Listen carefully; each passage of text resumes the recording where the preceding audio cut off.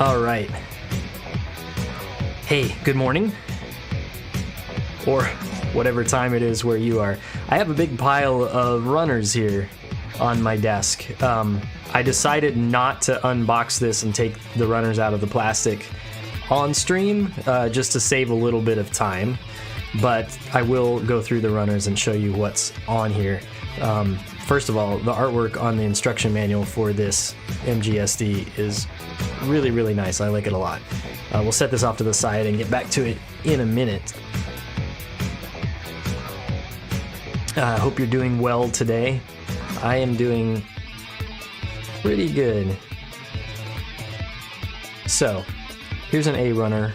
The silver on here is interesting to me. Afternoon to you. Good afternoon. Yeah, this silver is interesting because it's not super shiny, but I think it's better than some of the Bandai silver that I've seen on other kits. So, A runner, we've got B, which is also some other white parts. We've got the C runners here, which are red parts.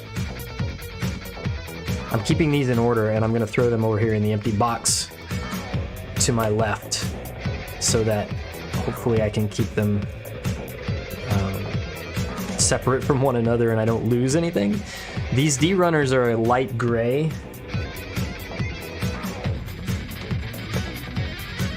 Just to compare with this is basically white. It's slightly off-white, but so we have a little bit of color separation there, which is nice.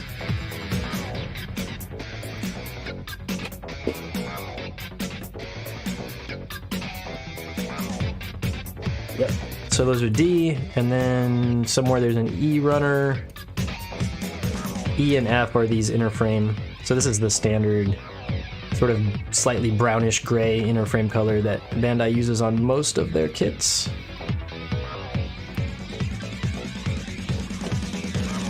Then our G runners, there's two of them, are all of our black parts. It's not really black, it's kind of a very, very dark gray.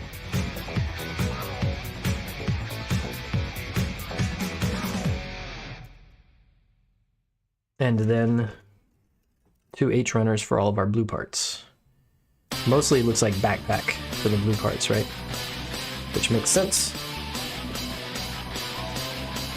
An I runner for this very shiny, transparent-ish blue. And then Beam Saber, which is just the standard Beam Saber runner that we see everywhere else. Stickers, I won't be using these, but there is a sheet of marking stickers, and they're mostly just little like caution label type things. Not a lot of insignias. There's a couple of zapped insignia type details over here, and that's about it. So I will set those off to the side. Yeah, the instructions are fairly like straightforward, right? There's no unused parts, as you'd expect in the very first kit in a brand new line.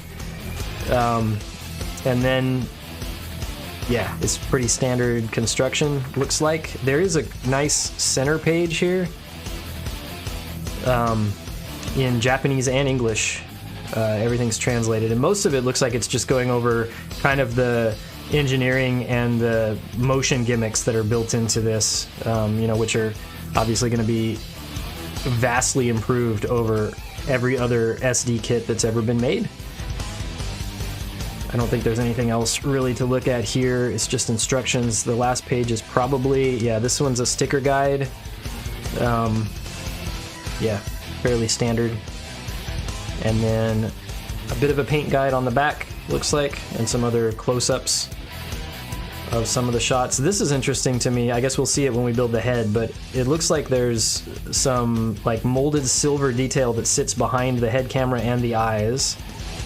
So you can kind of see some mechanical detail in behind those transparent parts, which should be interesting. Yeah, what else? Oh, I brought along this guy.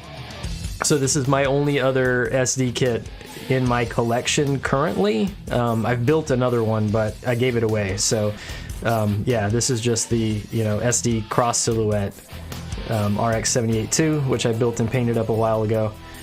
So I'm going to set this off to the side, and we'll use it as a size comparison at the end if we finish this build today. I'm not sure how long this is going to take. I'll see if we can finish it today. If not, there might be a part 2 on Friday. Yeah, we'll see how it goes.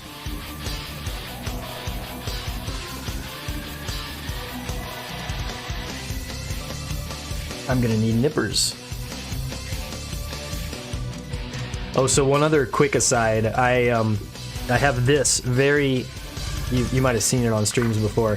So this thing, which is super not fancy, is my little basket that I used to hold all of my tools, so nippers and tweezers and scribing tools and all that kind of stuff.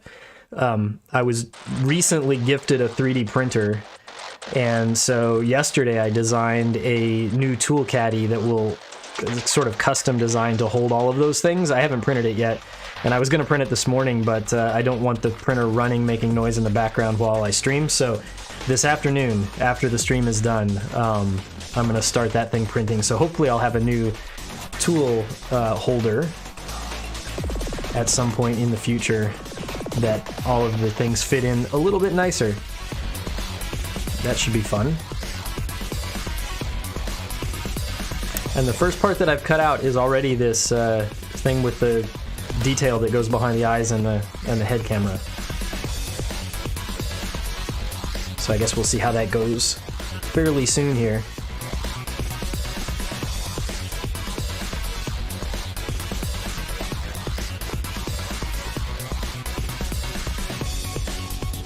I've purposefully not, or tried not to, like, really watch or look at a lot of reviews of this kit, partly because I haven't had time, but also because I wanted to kind of experience it without any bias ahead of time. So, yeah, we'll see how it goes. Hey, thanks for the follow.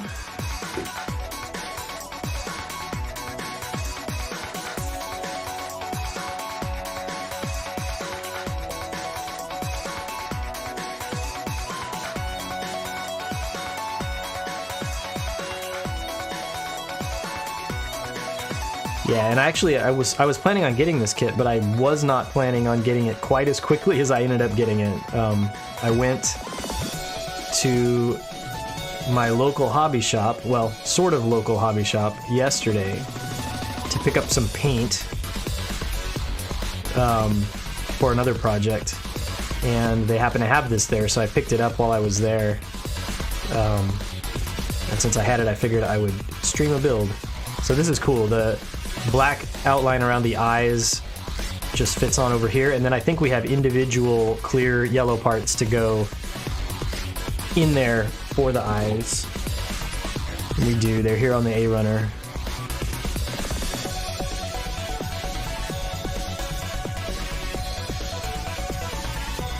First perfect grade kit. Which one is it?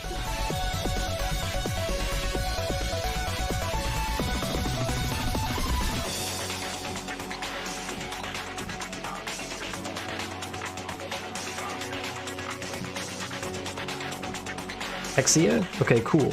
So I have not built that one,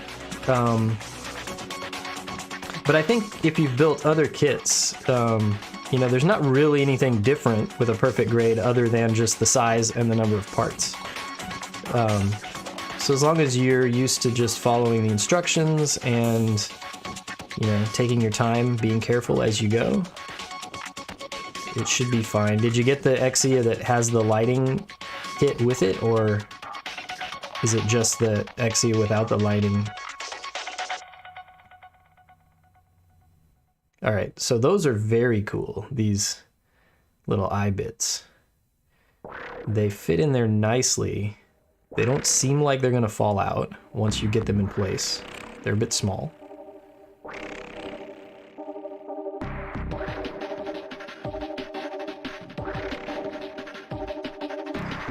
Yeah, I haven't actually, I don't think I've ever seen a Exia with the lighting kit, like, in person. But from the pictures I've seen, they look really cool. Alright, so let me see if I can get you guys a closer up view of this, right? So this, these eyes are very cool. They've got this silver, like, camera detail in behind. And that actually works really, really well.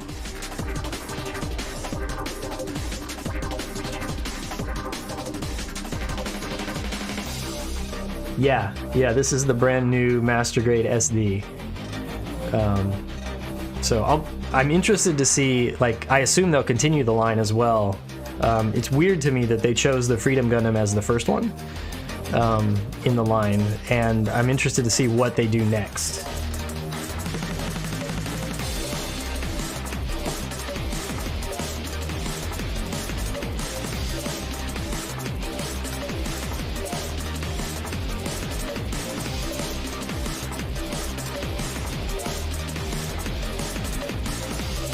Right, because like historically almost every time there's a new line of anything, they do the RX-78-2 first, which I guess totally makes sense.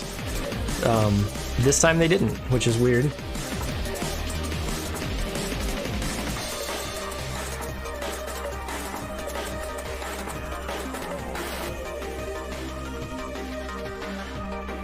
That wasn't the Red Runner we needed, it's this other one that has the chin part.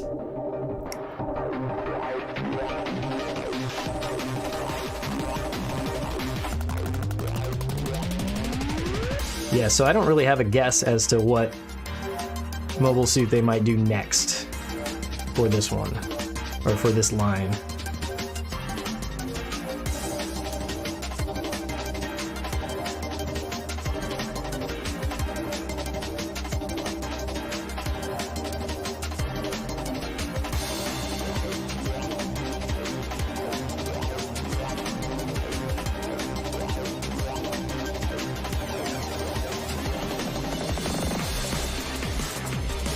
So even like on this inner frame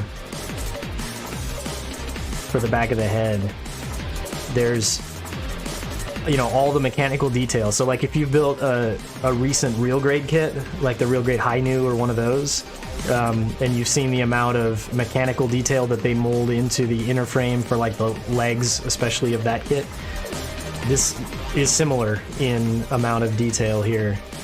So that's pretty cool.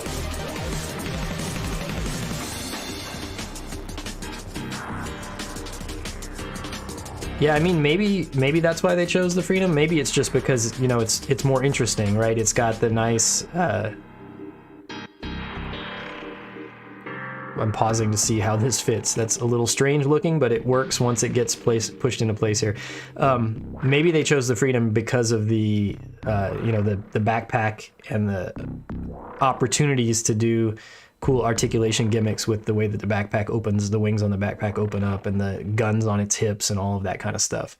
So yeah, it gives them more opportunity to show off the cool engineering and technology that they wanted to put into this type of a kit, I think.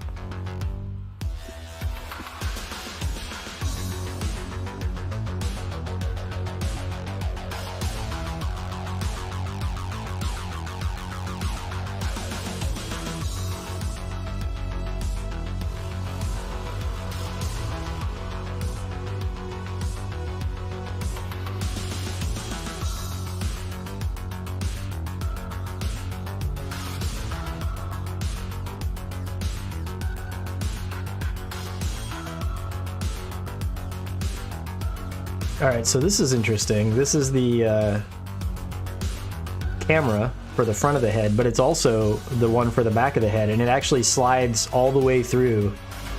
There's a slot here, and we just slide this back in here, and so that covers up the silver camera detail here on the front, but also then sticks out the back. That's actually really cool.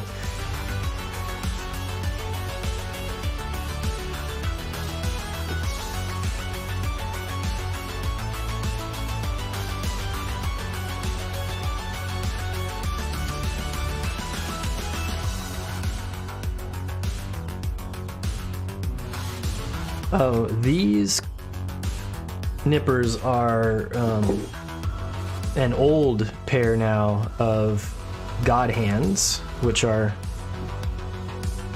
there's the cap that comes with them, with the branding on it. So they're fairly expensive. These I've had for like almost 5 years now.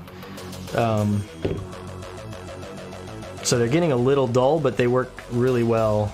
When I first got them especially, they were amazing. And when I do these types of builds on streams, I just trim the nubs as closely as I can because these nippers work pretty well for that. And I don't do any sanding or anything like that because typically with my builds, I then go back and disassemble them. Once I've snap built them, I disassemble them for painting, and so I do any nub cleanup and sanding and stuff that I need to do then. With this one, I don't know if I'm just going to leave it snap built bare plastic or if I might eventually paint it. I'm not sure yet.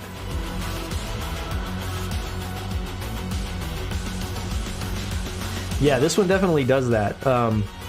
There's other brands that are maybe a little cheaper that have come out in the last year or so that are also good, but really you need a single bladed one, right? So the cutting edge is only this side, and then this is like a little sort of flat edge that it presses against, which is that's the style you want to get if you want super clean cuts.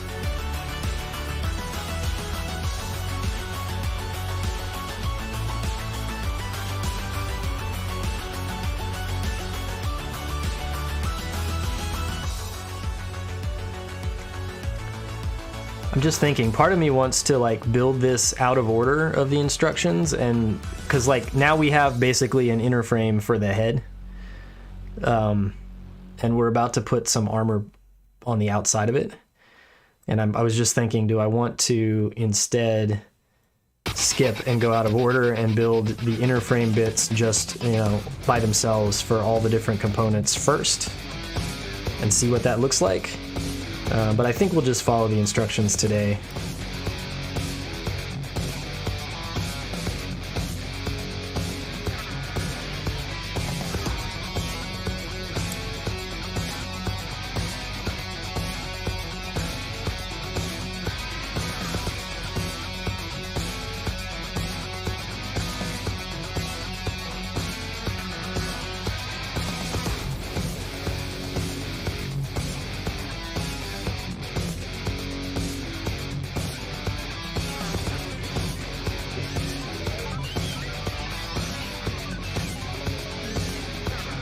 So these are like the side vent covers.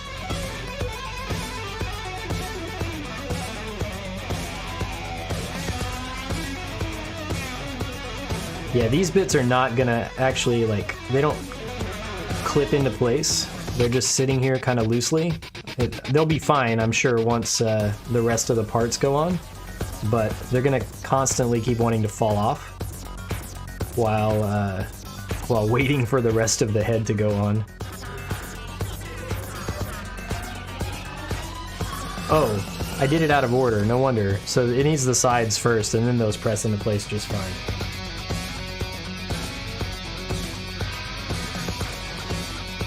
Yeah, so I should just pay more attention to the instructions.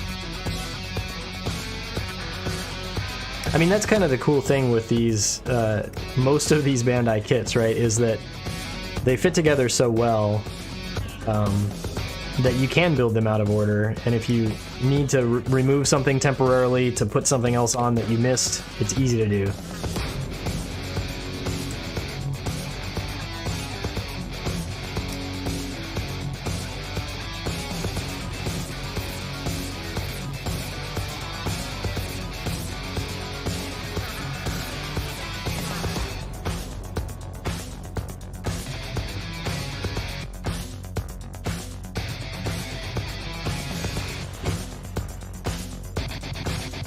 Really nice molded detail here on the outside of the head as well.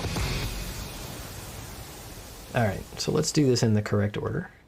Put these on here.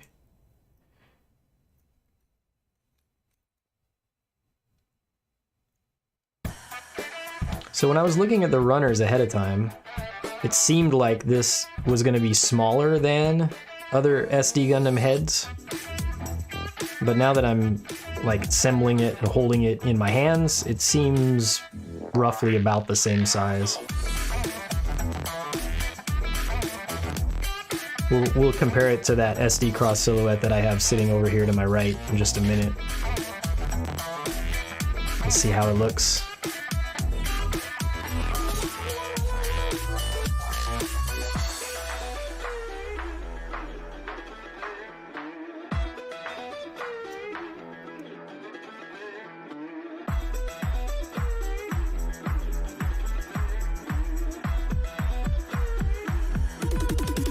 Here, we'll get you guys a slightly zoomed in view here, since I'm working with a small section of the kit. All right, and then what? V-fin, right? Yeah.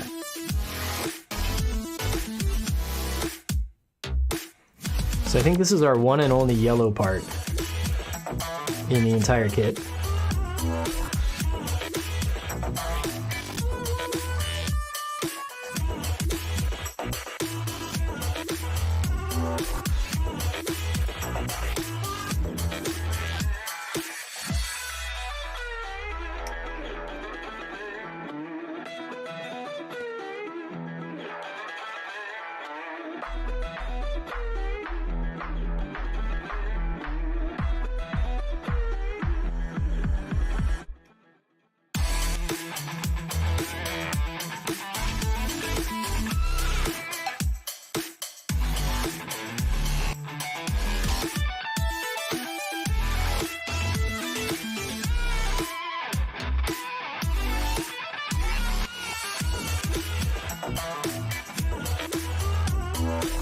Trying to read what this says. So this, the little forehead jewel here has some like molded lettering in here. I can't get the light to hit it just right to read exactly what it says. It looks like the model number maybe of the mobile suit.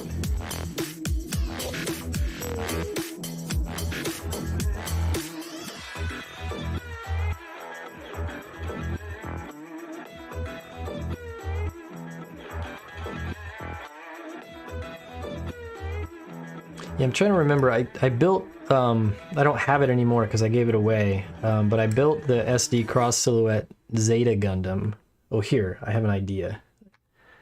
I'm sure it must be, I probably uploaded photos of it on Gunpla Gallery. Let me go see if I can find it. Yeah, so like this, right? On its forehead thing, it had the Zeta emblem as like a molded detail. So I think there's precedent. They've done that before on SD kits, especially because the head is so big, they can put extra details on those types of things that wouldn't normally fit, even on like a master grade. You know, on a master grade Freedom Gundam, this piece is not going to be nearly this big because the head isn't so big.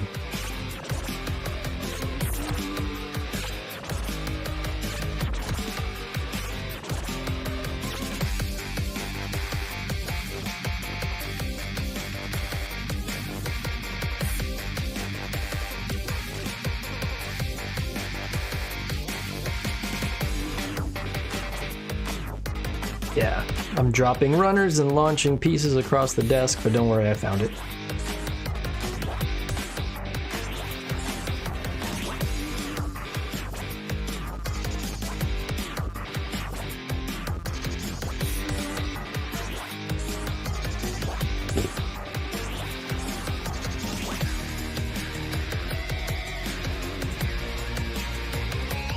All right.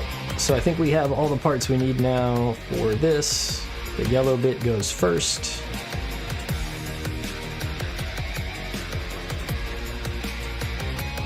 Like that. And then what? You fit over the top like this. That seems right.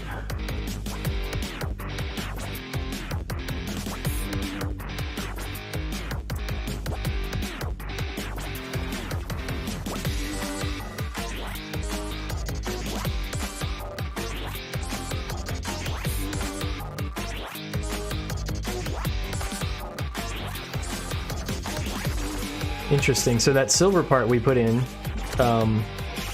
it adds a little bit of silver detail right here next to the V-fin, and then also gives a silver frame outside around the head camera as well. Nice. Did I forget the face mask? I must have. I did. It goes right there, and for whatever reason I skipped it. So let's go back and grab that.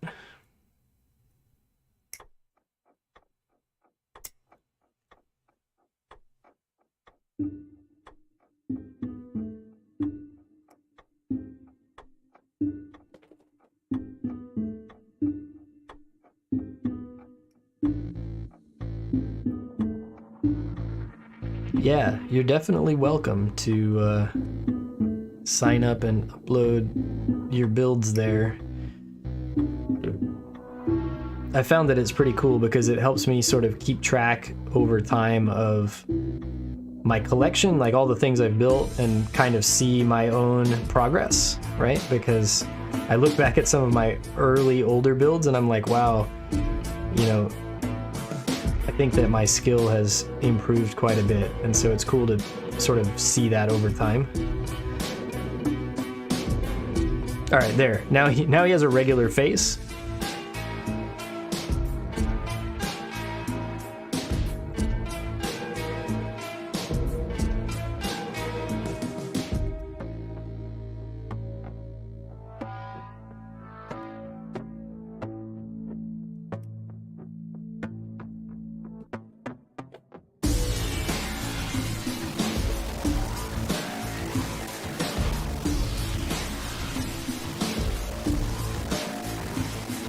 So I think this is our first look. No, it's not. The side vents were this color as well. I was going to say this is our first look at this light gray color, but that's not true.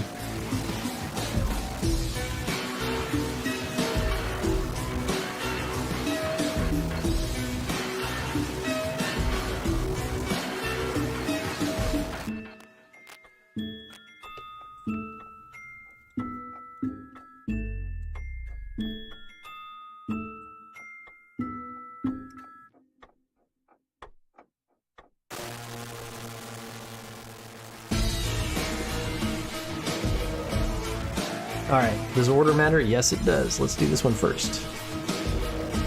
So this slides on here.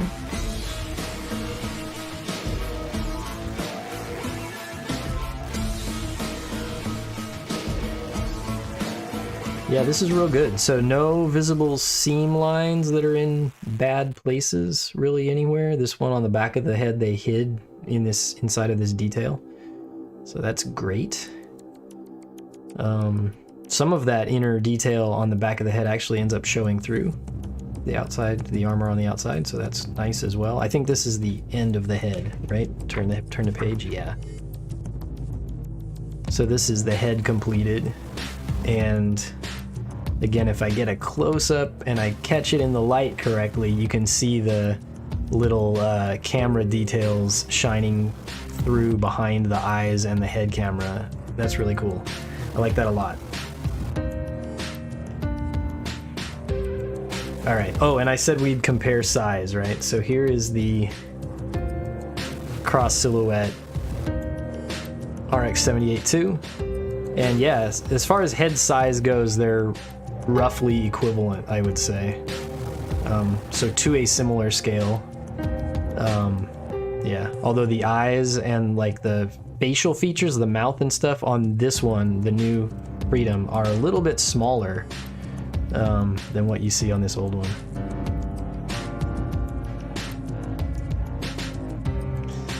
Yeah, the amount of detail in here is crazy.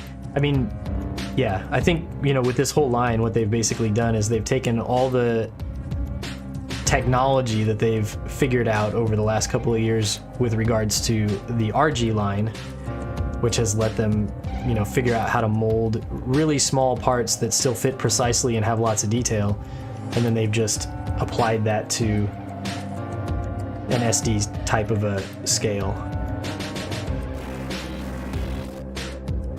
I do too, yeah. I've never been excited about SD kits before. I think mostly because I like to paint them, and there's like so much masking and that type of work, you know, sort of required for the older SD kits to get the color separation and everything looking like I want it to. So it's kind of drudgery. But yeah, if they keep making these kind of SD kits, I'll probably buy every single one of them.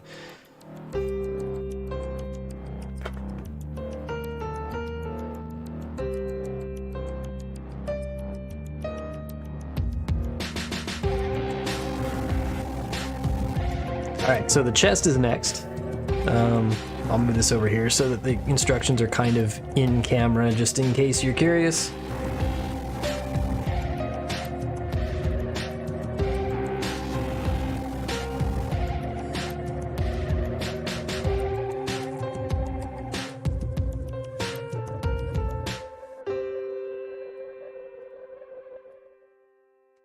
One of these parts here is a little bit loose. I bumped it with my finger and it's moving because it's separated right there, which is fine.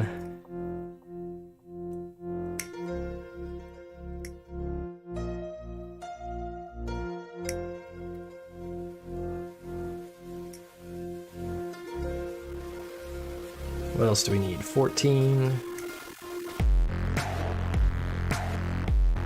I'm curious to see how they've engineered the joints here inside of the chest unit and the waist unit, because it seems like from the pictures on the box that there's a lot of different points of articulation so that it can, you know, bend side to side and have an ab crunch and all of that kind of stuff, which at this smaller scale is going to be interesting.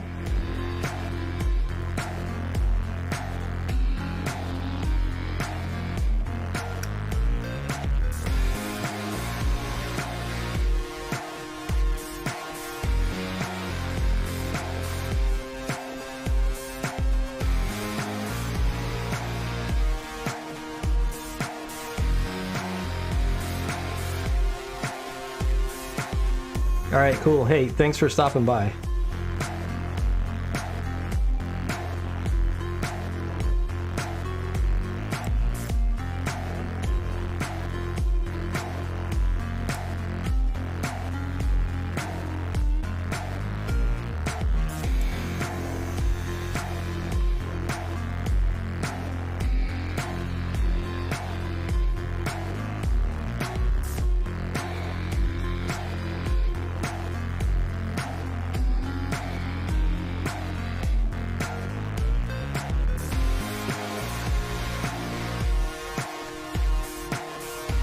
Yeah, so given that, well, first of all, I'm not going to rush this build because it's quite enjoyable so far, and I don't want to rush it. So I'm probably not going to like try real hard to finish this entire build today. I will probably come back on Friday for part 2. And we'll finish it then. Just looking at like the current time and how long it's taken just to build that head. So yeah, if you're watching this on replay later, on YouTube or on Twitch, I guess, you can skip to the end of today's stream and see if I finished or how far I got. Then come back to right now and post in the chat and let me know. That's how time travel works, right?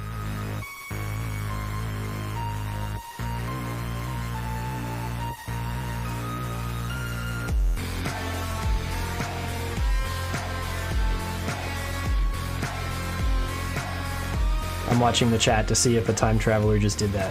So far they have not. Disappointed.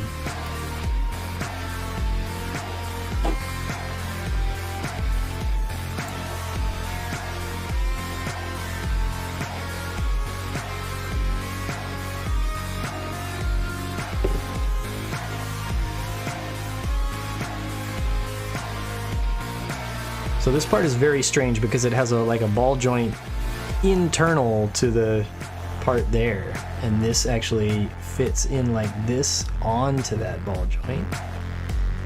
which I guess gives us all of the sort of side to side and a little bit of front to back mobility just above the waist that you would want to have. So that's actually kind of ingenious. Good job, Bandai. Cool. Okay.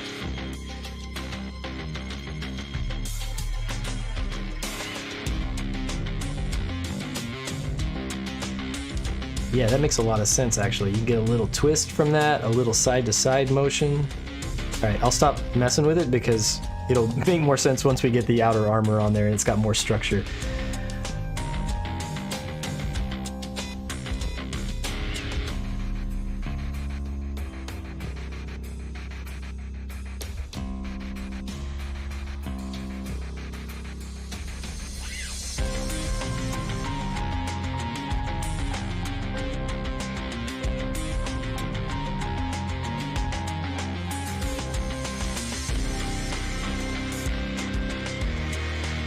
Our first blue parts, right? Yeah.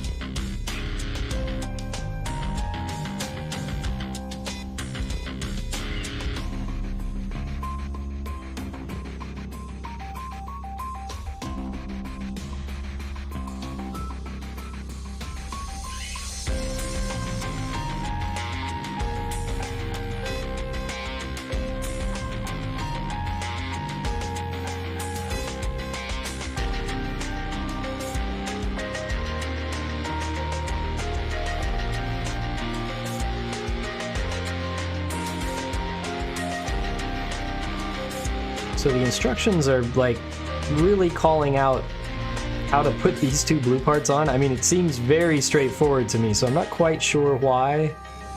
But there's like a lot of extra stuff up here about how those fit together.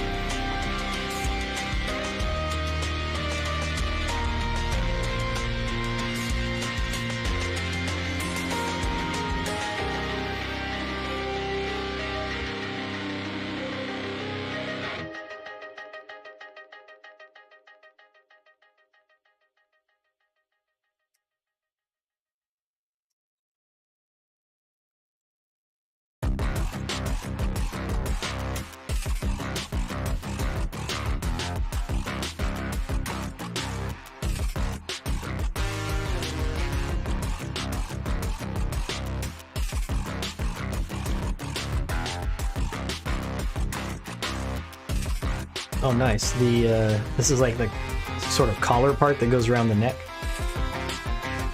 They made it this off-white gray sort of secondary color, secondary armor color as well. That seems like a good choice. All right, I actually trimmed that nub quite badly. See if I can fix it. No. So let's fix it with a knife real quick.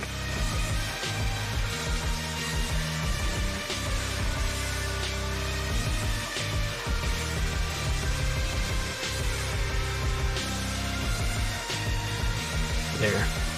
Because that actually might have affected the fit just a little bit based on where it's at.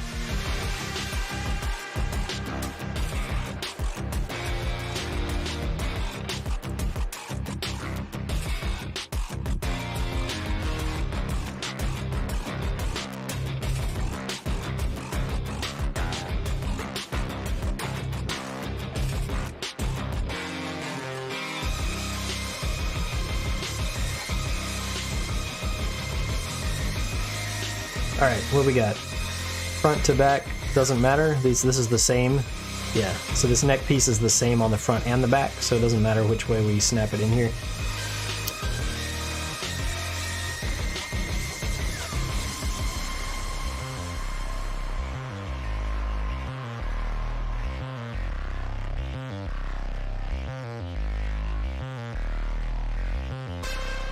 Alright, so before we can put that on, we need these other two parts. That was one of the ones that was sort of falling off the runner because of the little break that happened right there. So I'm glad to get that one cut out so that I don't accidentally knock it off the runner and cause it to damage itself.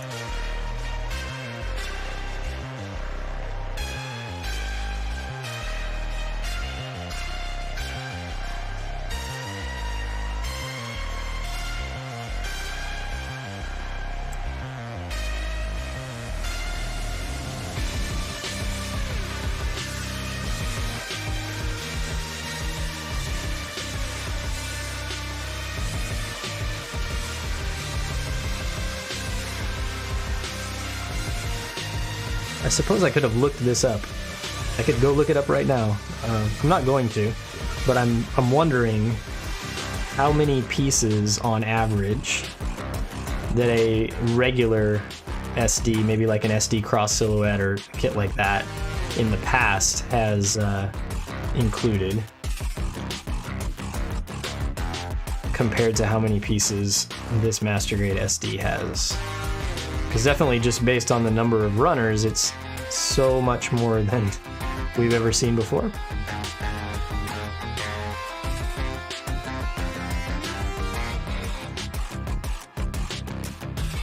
But I'm not sure about piece count. I didn't look that up. Alright, so this is interesting. This top part of the torso, sort of the top half of the torso that I'm putting together right now, has a single pivot attach point, and it's here on the front. So it's gonna have this forward motion that's quite pronounced. And then the neck, as the collar around the neck, I guess, has one point where it's attached at the back here.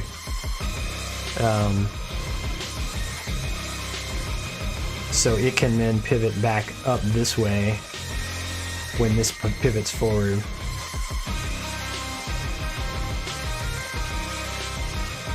So it seems like that's how they've built sort of the forward back ab crunch motion into the torso, is with those, mainly with those two joints there.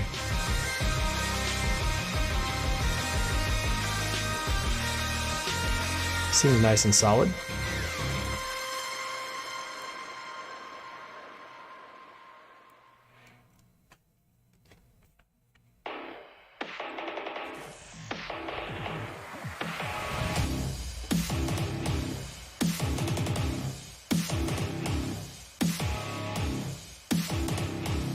Alright, so in my headphones, I am beginning to hear, as it seems is tradition with these streams, I am beginning to hear some sort of lawnmowers or something going on outside.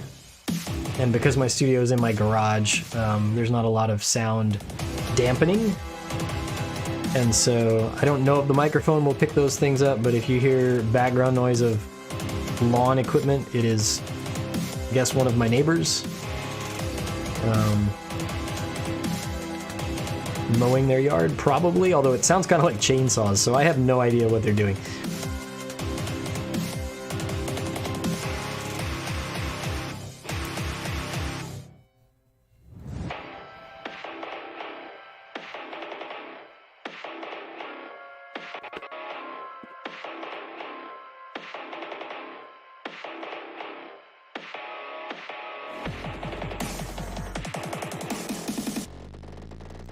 Yeah, so another nice touch, these chest vent parts are going to be in the silver. Same as what we had like behind the eye cameras and head camera.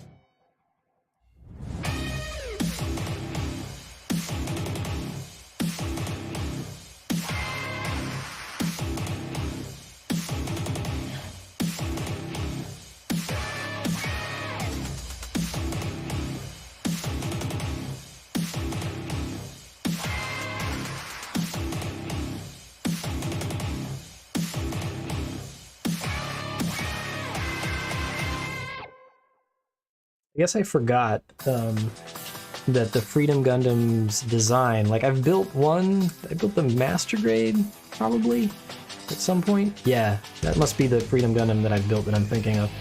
Anyway, I'd forgotten that it has so much black on its torso. But now that I think about it more, that is correct.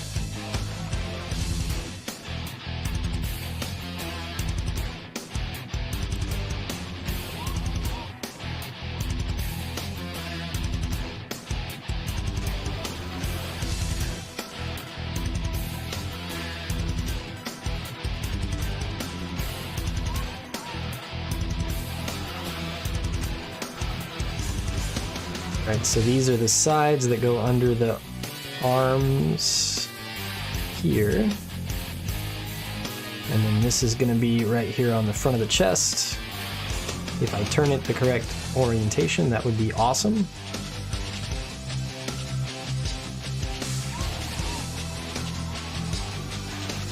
No, it's this way, right? Yeah, there we go.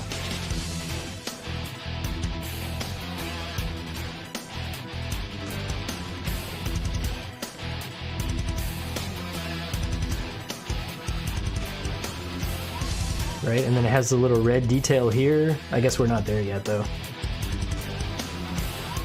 Looks like we get the shoulder joints first.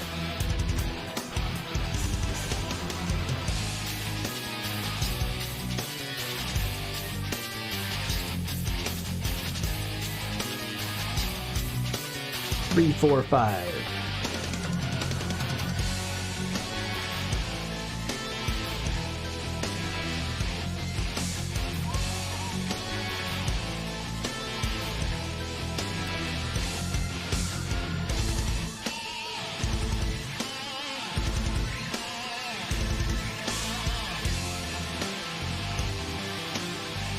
And that's it, right, for the shoulder joint, but we need the same three off the other runner here, so we can do the other side.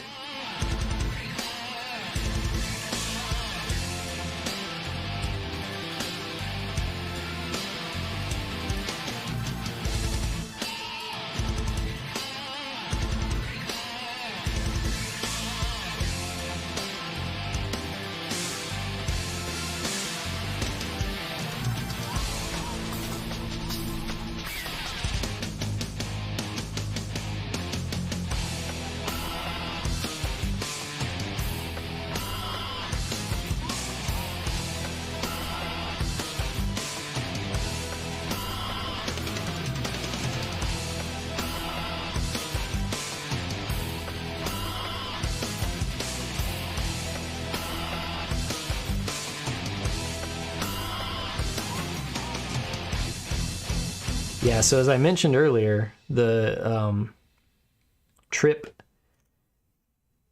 to my hobby store in which I ended up picking this up was actually for paint.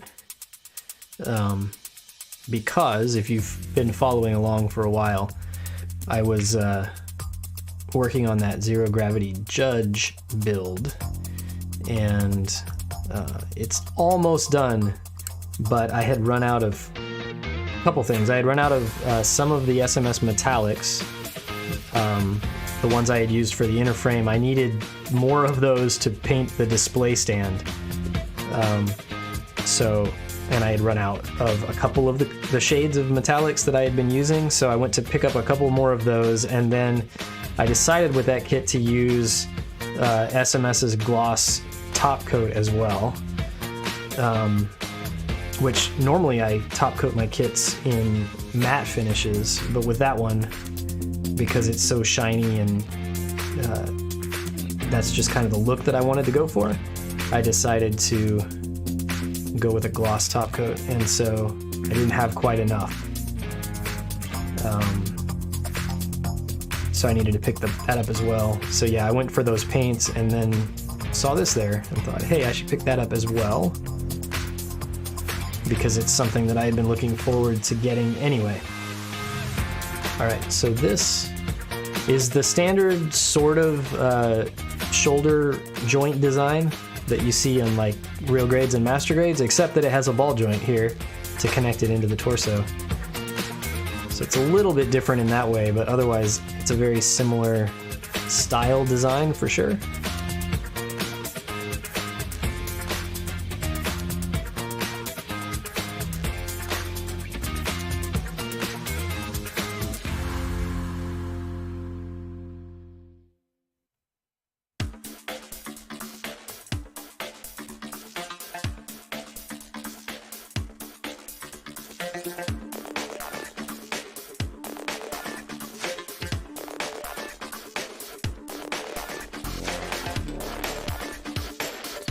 All right, so shoulders are good. I think now we can go back to putting on the armor on the chest, the upper part of the chest, and the back.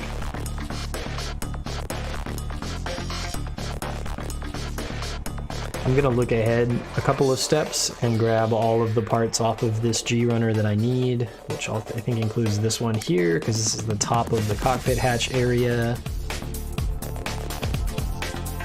And what, this one here, it's the back.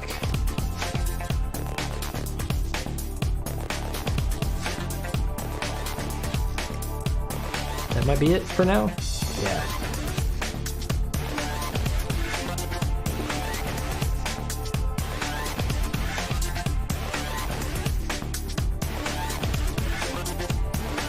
And then I think we need this one here, right? Yeah.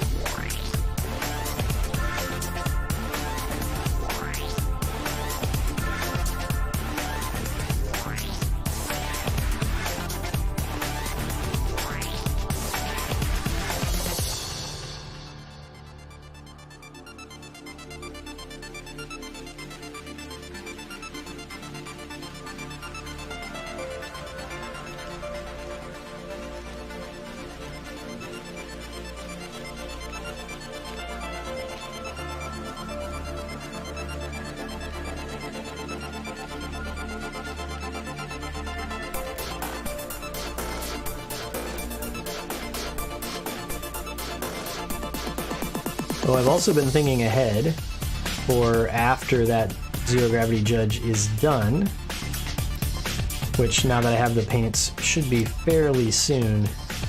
I've been thinking ahead about what big project I want to do next.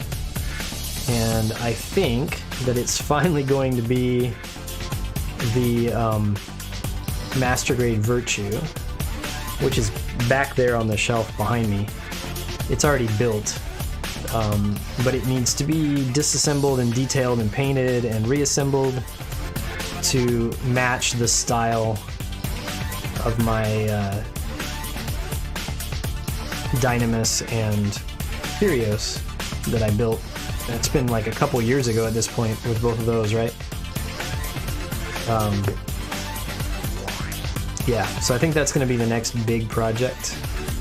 I don't know if I'll stream any of that work. Maybe I'll do some of it, some of the scribing maybe. We'll see.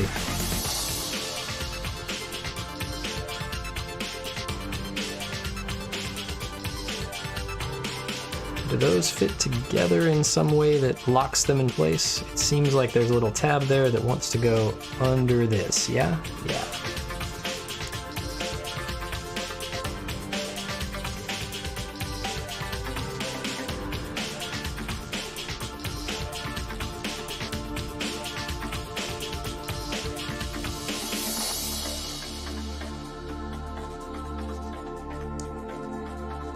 Yeah, so you have to really press these front and back pieces together to get that to lock like it's supposed to, but once it does, it holds that in place so that it's not wanting to sort of pop up upwards away from the neck. Nice.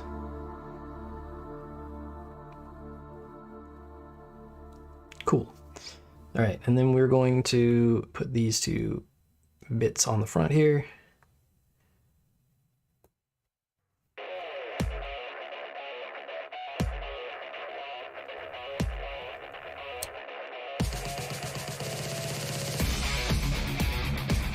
Yep, and that is, I believe, the torso. All finished. Yeah, we'll wait and play with the articulation. Oh, as I pull a part off. We'll play with the articulation when it's all done and assembled, but I can see where this is going to be really cool, the way that the different bends work inside of this torso unit. We'll go ahead and put the head on here just to see how it fits. Yeah, it can look up nice and far. It's got this like double pivot in the neck joint, so you can go back or forward as well. Nice.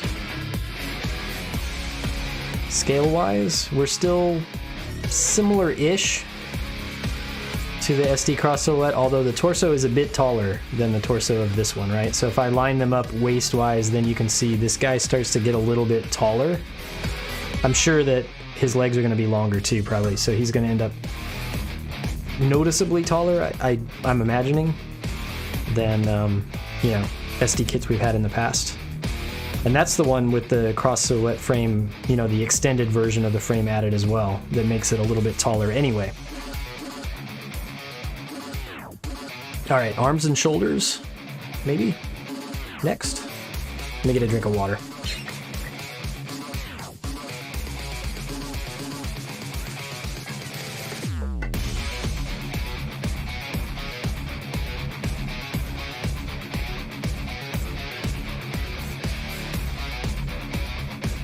Alright, good to go. So yeah, shoulders first it looks like, and then arms. We'll let this just sit over here. It won't be in the way.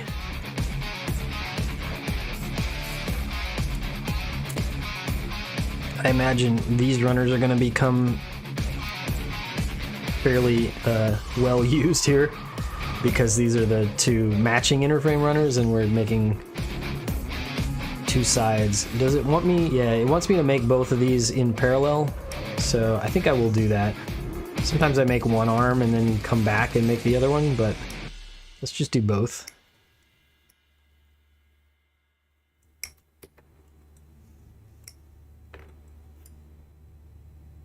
I'm looking ahead to see what other parts we might need here. Definitely that one.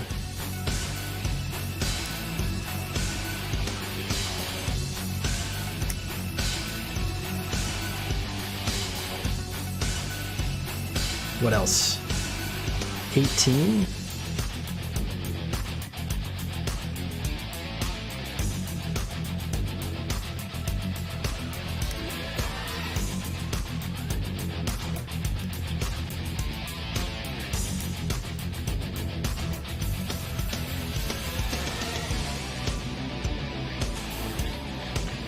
That's probably good for now. There's other inner frame parts off of the F runners that we're going to need for the arms, but this is sufficient to build the shoulders.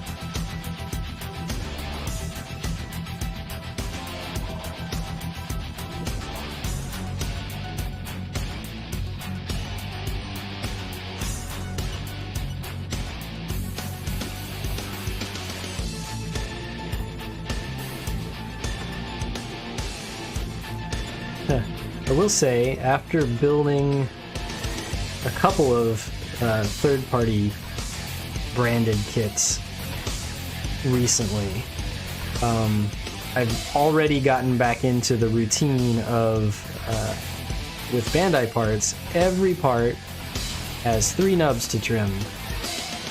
And that's not always been the case with some of those third-party kits. Sometimes there's like 2 or 4 or something.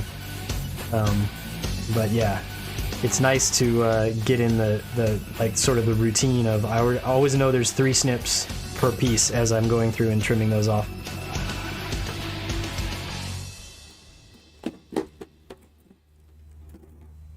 Alright, we need a couple of these gray bits, I think. Yeah. 11 and 12? No, just 11.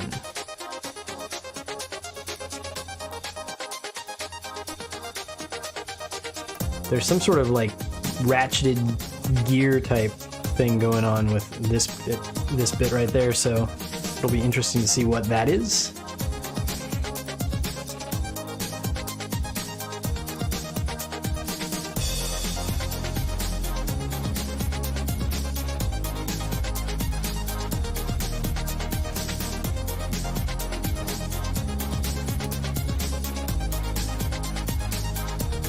Right, we need part number 1 off of both of these runners.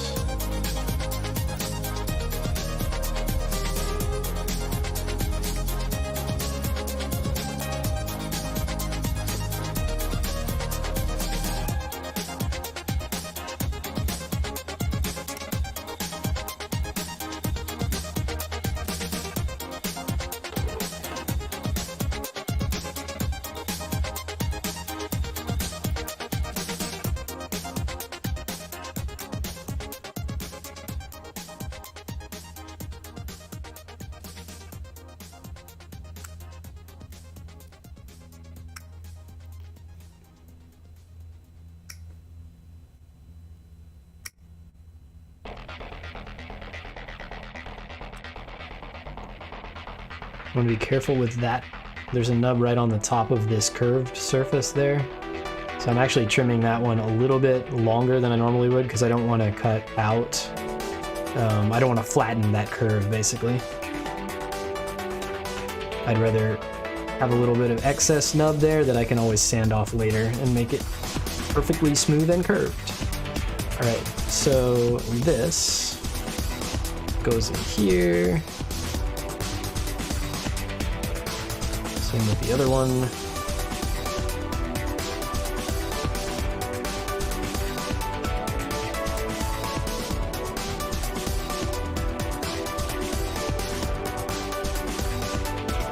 Alright, so I'm still not sure what that gear mechanism meshes with yet. I'm looking ahead to see if I can figure it out. It's like the top of this. Interesting. So the top of the shoulder is going to fold up when this folds down.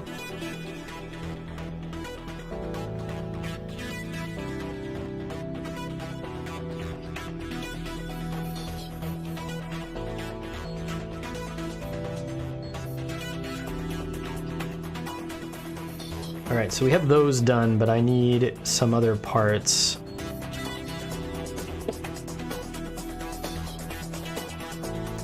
Before we can continue. So it looks like definitely these, right?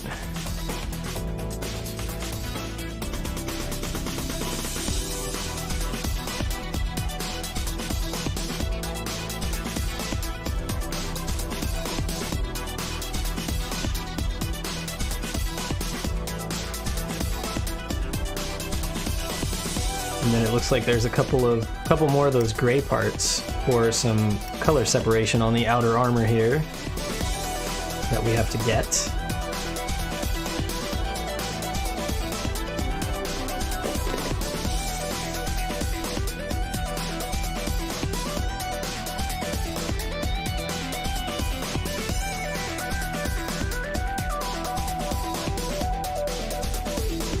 So I said earlier I wasn't sure if I was going to disassemble and paint this kit, but now having sort of built part of it and seeing how nicely detailed the parts are and how good the part separation is for potential painting opportunity, I think that I definitely am going to disassemble and paint this kit.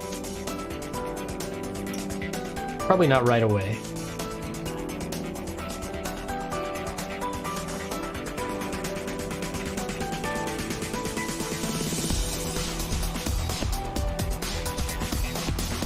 And when I do, much like the real grade God Gundam, which is back on the shelf behind me that we built on stream a while back, I think I said with that one, when I paint it, I'm definitely not going to paint it in the standard color scheme. I think that's probably going to be true of this one as well.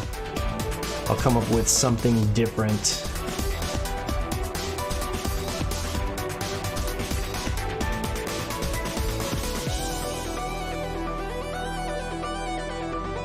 So if you have ideas or thoughts on nice alternate color schemes for Freedom Gundam, let me know. I might take those into consideration before probably inventing something on my own, but we'll see.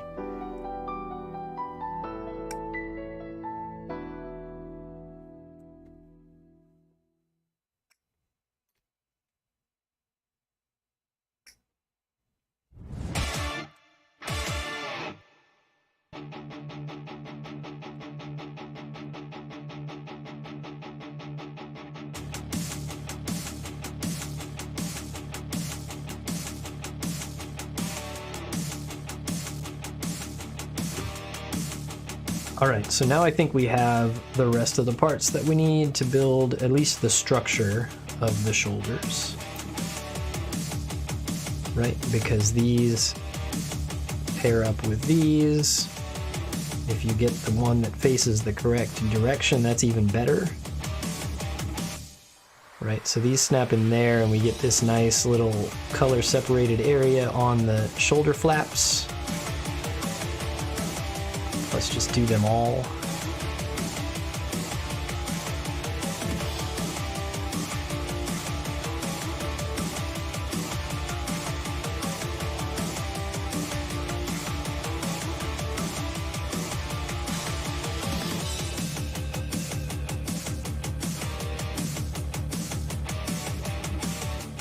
All right, so now we can take this, we can put this in here. That, and then what? We take the other side, and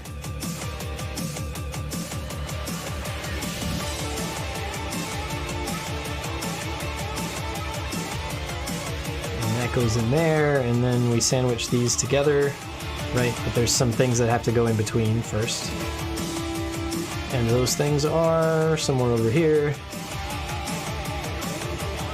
This fits this way. Ah, so this is the piece that has the little gear teeth that mesh with these other ones.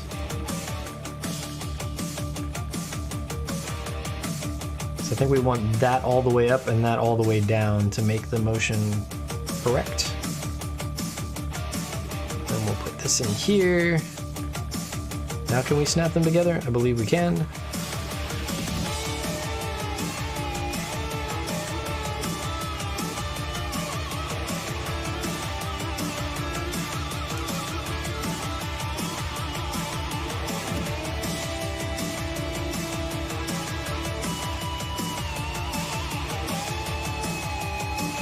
Okay, yeah, so when that folds down, there's a little gray inner frame part there that folds up, and that's going to probably attach to the bit that goes on the top of the shoulder. Let's do the other side first.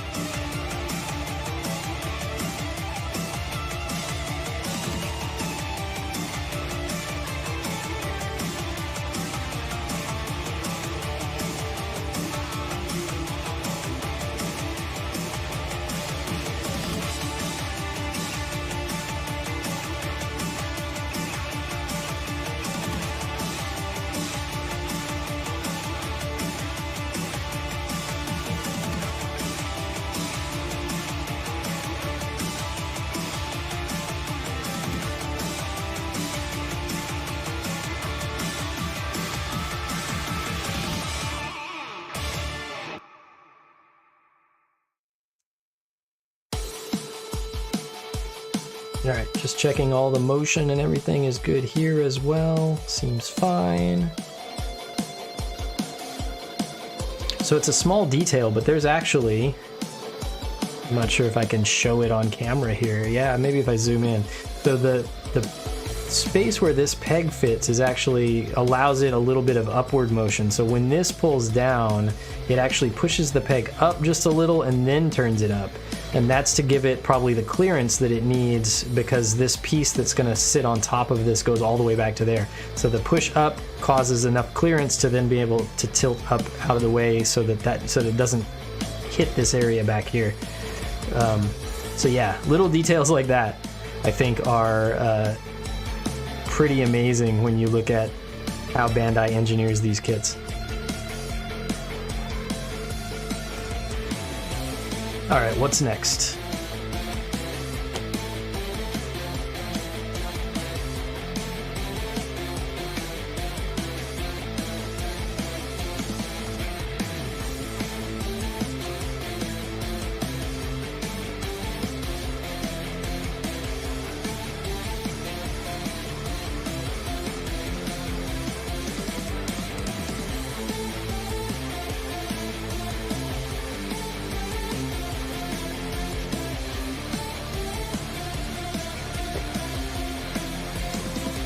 Then we need the little red detail that goes on the top of the shoulder, which is probably this one here.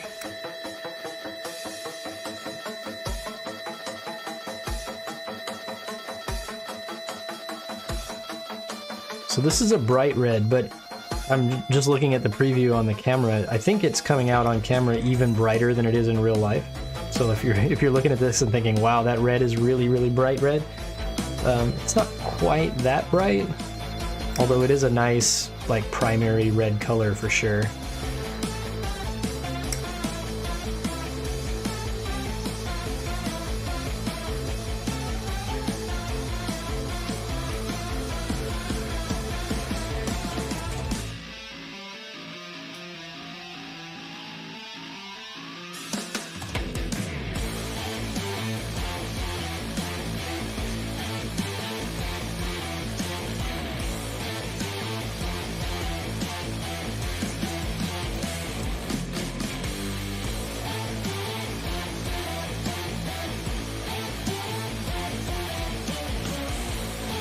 Alright, so we press this on here.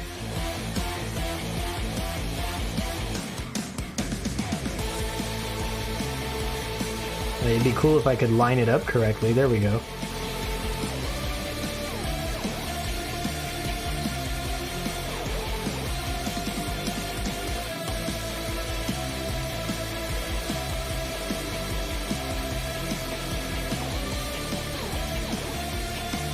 Right, yeah, so now when this part pulls down, this little red vent pops up, and that little vertical pin adjustment that we looked at gives it just the amount of clearance that it needs to be able to pop up there. That's nicely done.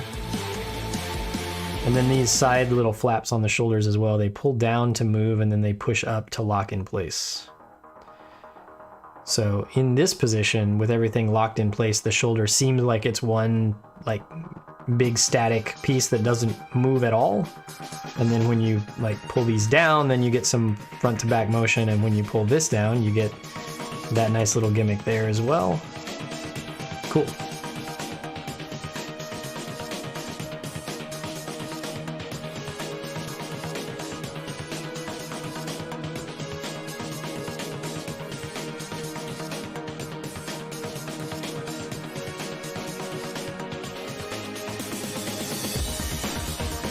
Lock those in. Seems good. Alright, so two shoulders.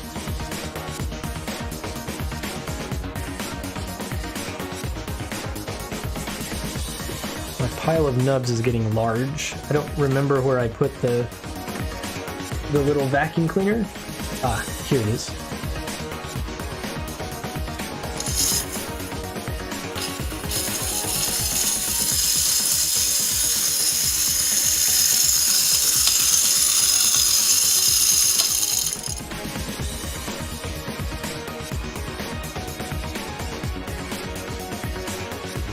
Sorry for the noise.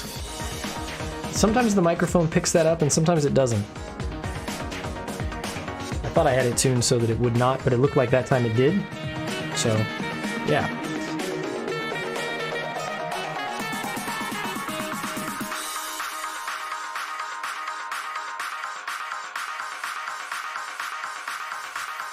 Alright, so it looks like these arms have a proper inner frame, or at least like the standard double jointed elbow joint.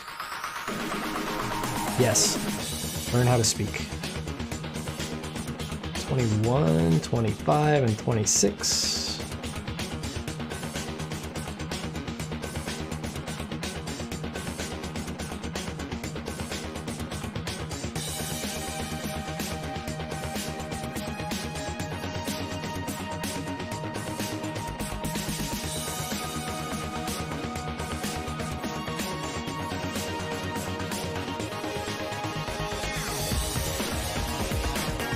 Looking ahead to see if we need anything else. The shoulder joints are going to need to come from this runner as well. Yeah, let's just go grab them now. Or at least, I guess, this one part, which is the part that attaches onto the torso. We'll just cut that and set it off to the side so that we can use it later when we need it.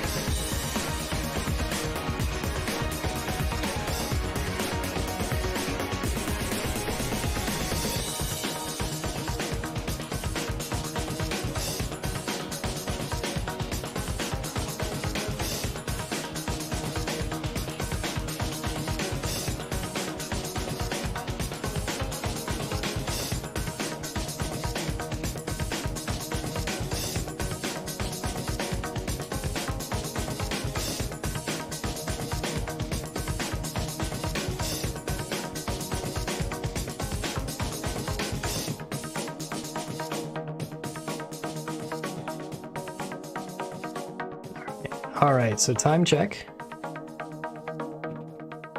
is showing me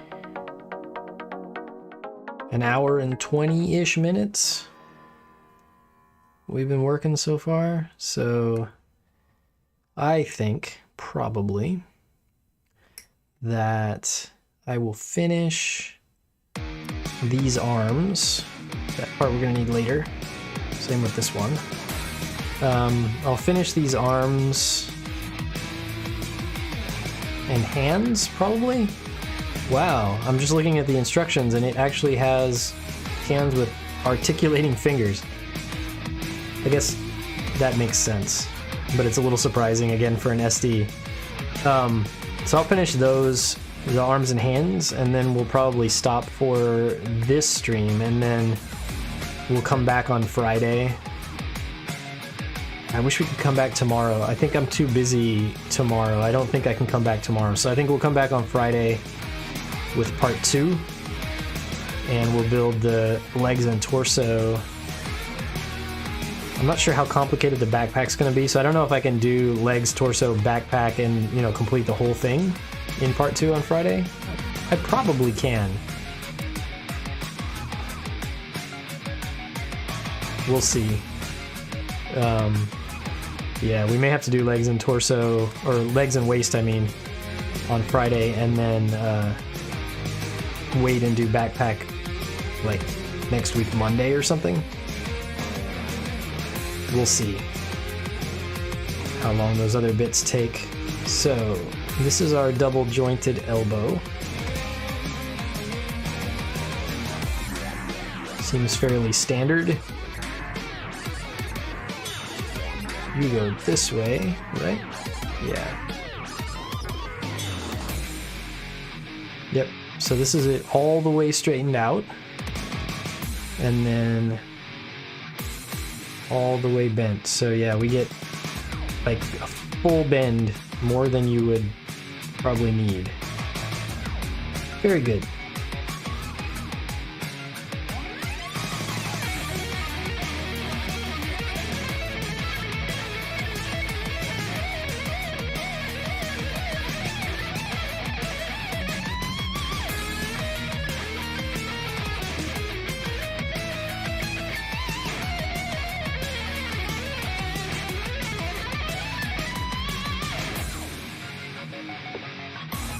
And now,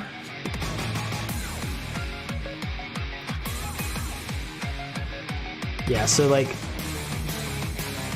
if you're a stickler for like full inner frame, if you wanted to build this kit just with the inner frame and not the outer armor, I think you could, like, you couldn't do the shoulders. Yeah, you could actually. So you could do the shoulders, you could do the torso.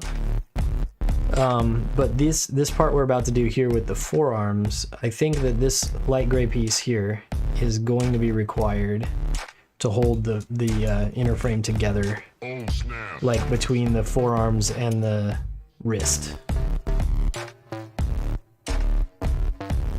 This is our favorite really weird Oh Snap song. Should I skip it? I'm gonna skip it, because that man's voice freaks me out when it pops in and says that.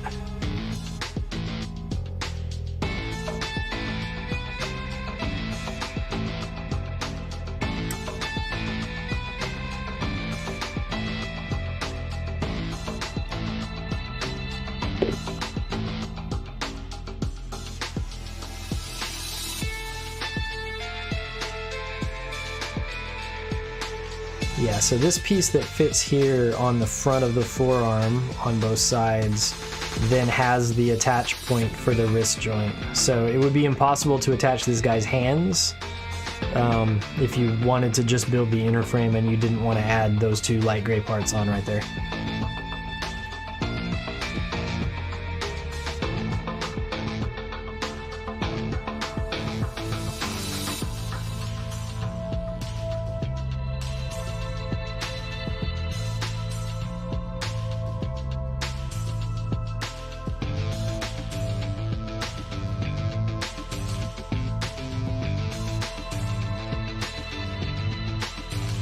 While we're here, let's grab some other parts.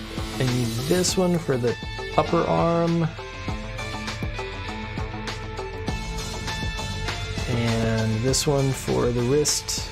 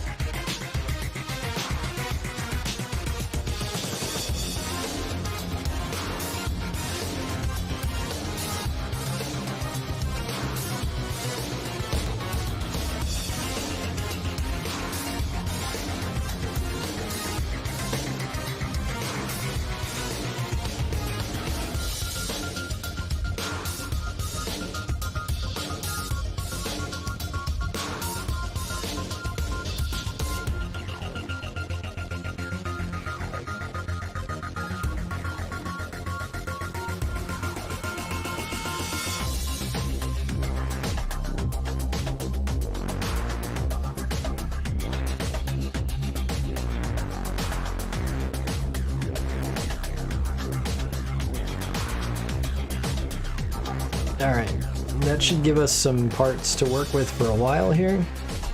Yeah, so these fit over the top of here, and the gray shows through and creates that nice forearm detail. It'd work even better if I could get the part like straight. There we go.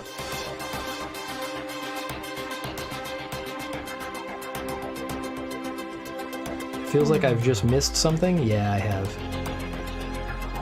There's a piece that goes on the back of the arm that like almost certainly needs to go in before this.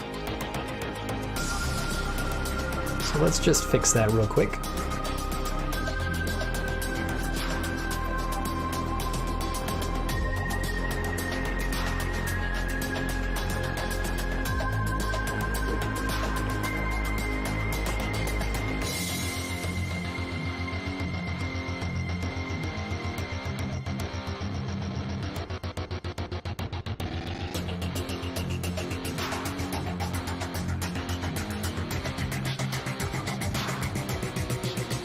It's actually a really nice, good fit, which means that it's a little bit hard to take apart here, but it's fine.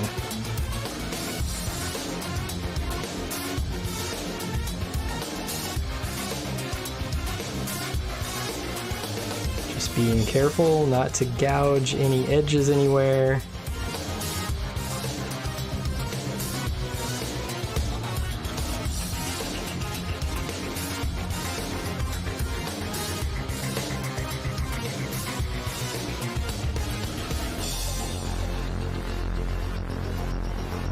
There we go.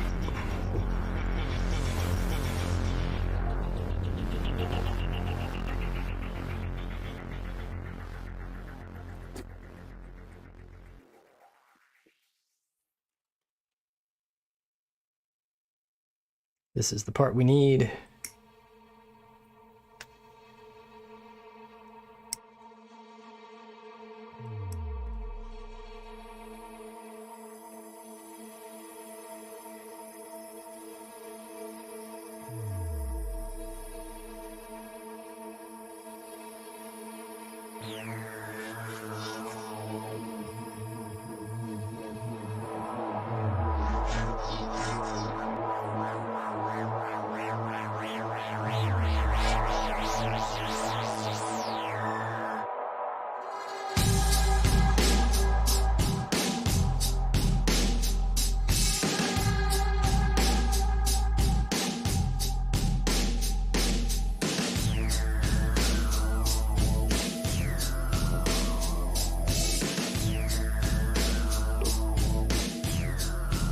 Alright, so with that little mishap slash detour out of the way,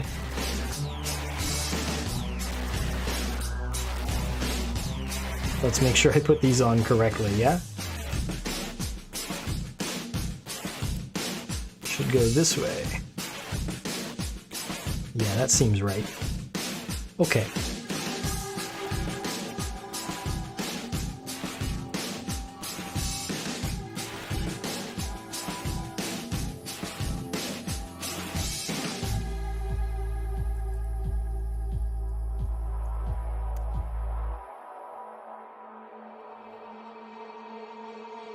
Right, so those go like that, and then our wrist cuff, is there a specific direction it needs to go? Looks like no, it's the same top and bottom. No, that's not true actually. It is ever so slightly different. This one goes toward the front, yeah.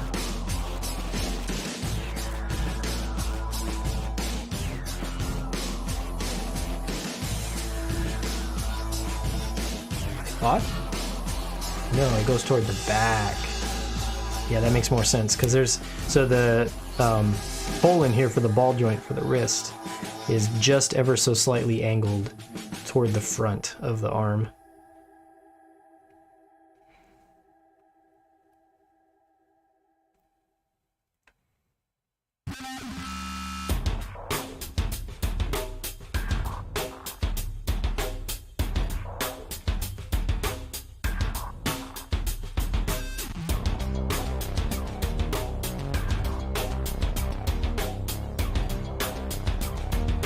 So that goes that way. Nice. And then we can put this on top, and there is no front or back or left or right for those two parts. They're just the same all the way around. What I mean by that is this isn't necessarily the front, this could be the front too. Either way, they're the same. Alright, so there's two forearms.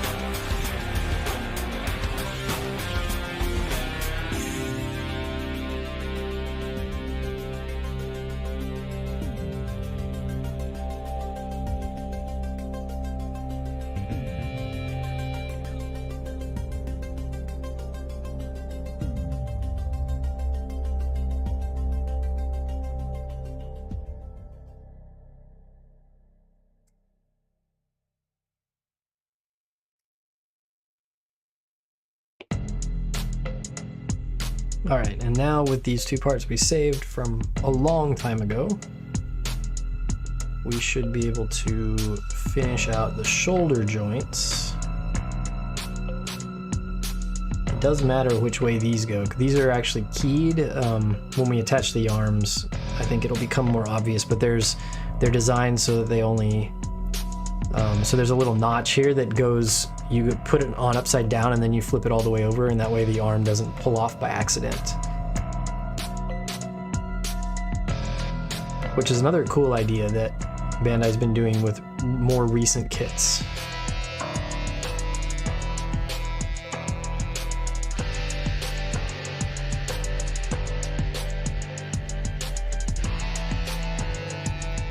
That's not the side I wanted.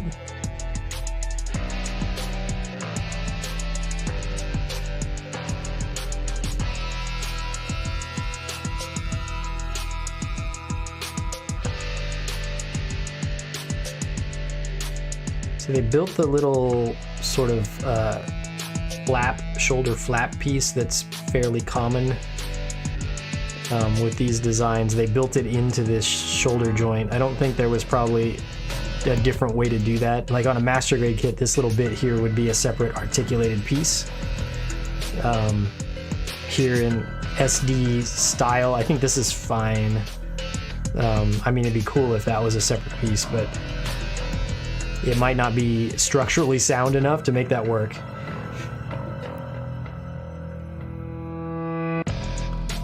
Alright, so let's put this one here.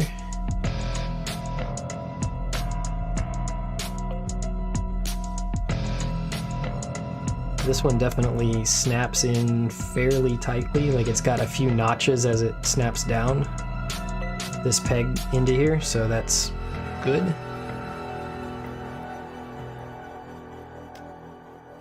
It'll be nice and sturdy that way. All right, there we go. So we have our two arms and we need hands.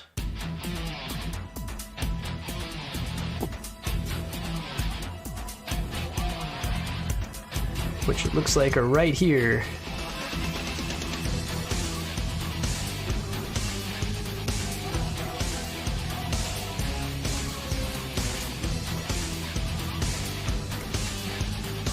So this kit has the style of hands, it looks like, where the thumb and the index finger are separately articulated, and then the other three fingers are articulated together. And it looks like also that you could not cut these apart and have them work as individually articulated fingers because there are only, weirdly, 2 ball joints up here where they attach into the hand, even though there are 3 fingers. So you're going to need to keep those. I don't think you'd want to cut them apart separately anyway, just because it makes the hands unmanageable. I don't like the hands that have the completely separate articulation on all the fingers. So yeah, I think that's a decent trade-off. To have some articulation in the hands, but not have to have every single finger moving on its own.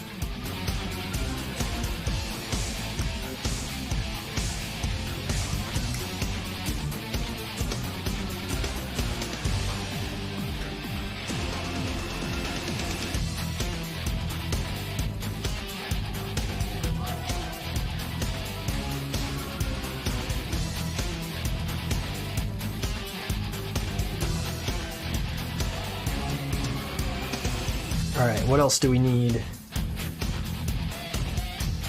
Probably some forefinger, yeah, index finger and thumb. Which one's which? Probably this. This one is the thumb? Yeah? Yeah, okay. I will remember that.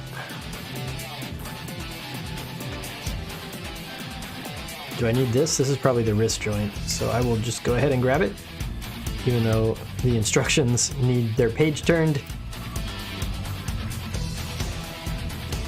I'm sure that that's what that piece is.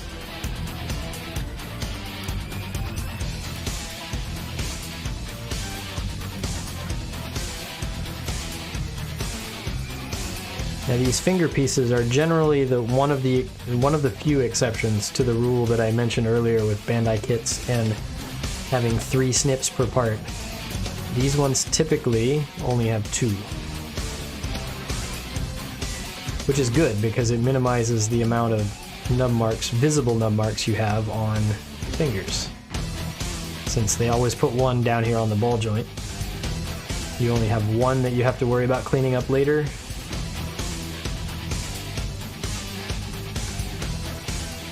And it's always on a mold line that's on the top of the finger anyway, so you're going to have to sand that off if you want it to be perfectly smooth anyway.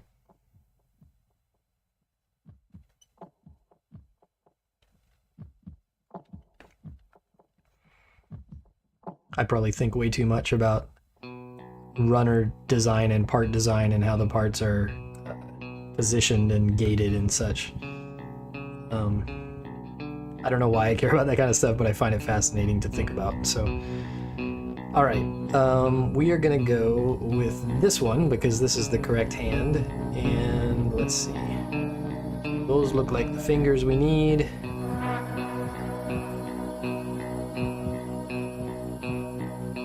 Right, and then this is an index finger.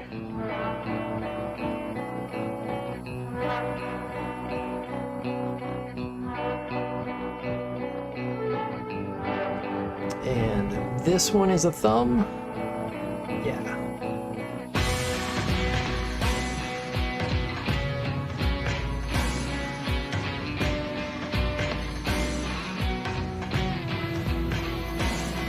Of course, we need the backs of the hands, which are here. So it looks like there are no alternate hands on this kit. These 2 hands we're building right now are the only hands, as far as I can tell from looking at the runners.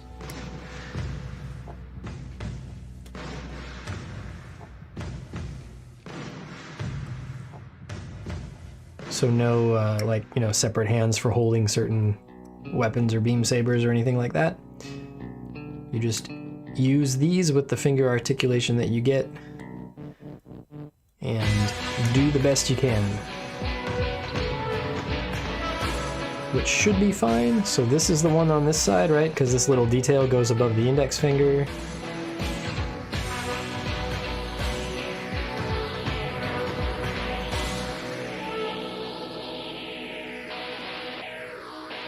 Yeah, it's a decent enough looking hand. I think it'll work just fine. So we'll build the other one. Index finger goes here.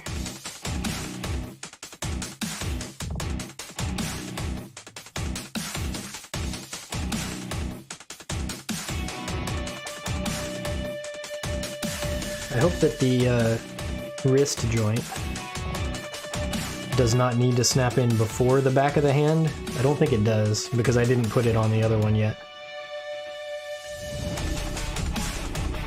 Yeah, it's probably actually easier to wait and snap it on later anyway, so let's do that now. These do have a specific orientation, so I want to make sure that this more rounded side of the joint is up here at the top of the hand.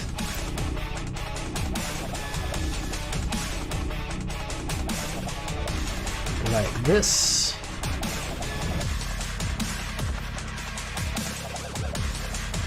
Alright, so this hand goes on this side. His hands look so big compared to his arms.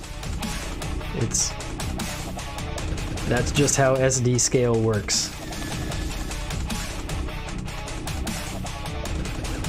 Which reminds me, let me know what you think of SD Gundam designs in general. Like, I know a lot of people think they're kind of silly, but a lot of people really like them as well.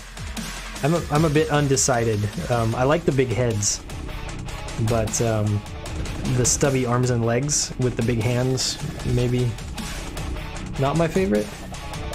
I've got to take this head off because to put these arms on, we need them facing up and then spin them around so that they go like this. So what you do is you put this on here because this little peg here is keyed, right? So it has to, excuse me, it has to fit on this way. And then once you get it pressed all the way in, then you can spin it around like that, and it's locked in place so you can't pull the arm back out.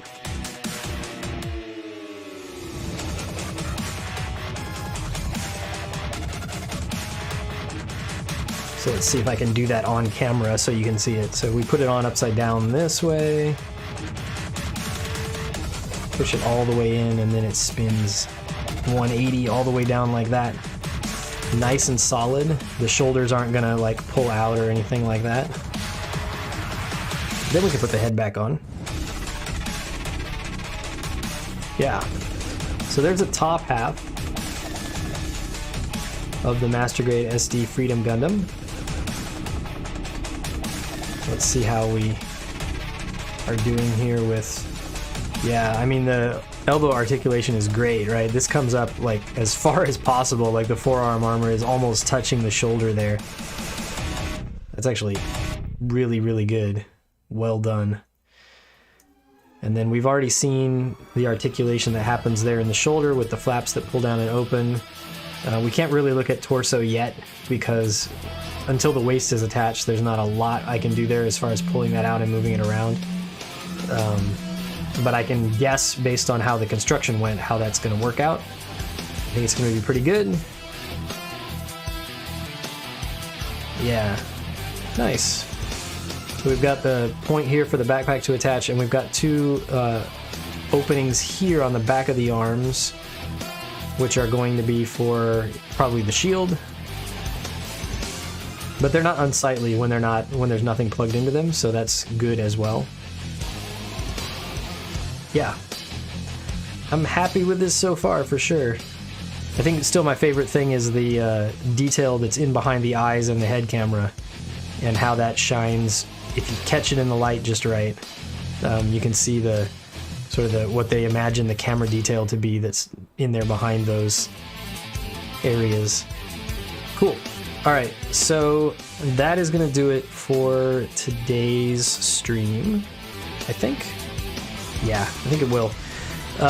We'll leave it there. We'll come back on Friday morning, same time as today, so 10 a.m. Eastern, or thereabouts, and we'll build at least the legs and the waist, and then depending on time, maybe the backpack, or we might have to save that for a part 3. So yeah, this was part 1. I wasn't sure when we got started how long it was going to take, but I imagined from the pile of runners that it was going to be more than a single session. Yeah, there it is. That's it for today. I hope you have a good one. I am going to go eat lunch and then try real hard to not just build the rest of this between now and Friday, because it has been a really fun build so far. But I will hold off.